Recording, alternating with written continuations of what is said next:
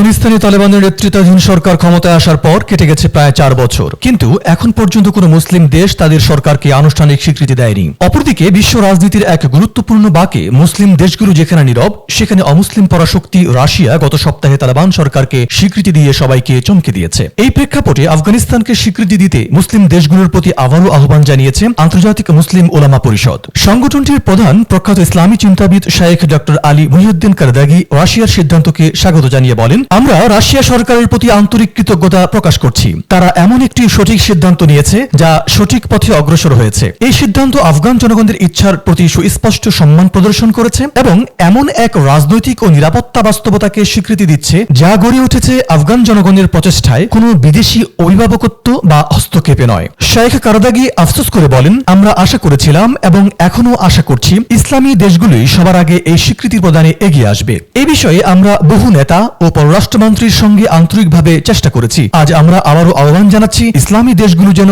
আর সময় নষ্ট না করে সঠিক সময়ে সঠিক সিদ্ধান্ত গ্রহণে দ্রুত পদক্ষেপ নেয়, যাতে বাইরের চাপের মুখে আমাদের টিকে থাকা সম্ভব হয় এবং অন্যদের আলাদা করার বা কোণঠাসা করার প্রচেষ্টা ব্যর্থ হয়। তিনি স্পষ্ট ভাষায় বলেন, যদি আমরা নিজেরা একে অপরকে স্বীকৃতি না দেই এবং নিজেদের সরকারগুলোকে এমন সত্তা হিসেবে না দেখি যা আমাদের জনগণের ইচ্ছা থেকে উদ্ভূত, তাহলে আমরা কিভাবে আশা করি বাইরের কেউ আমাদের শর্তহীনভাবে স্বীকৃতি দেবে।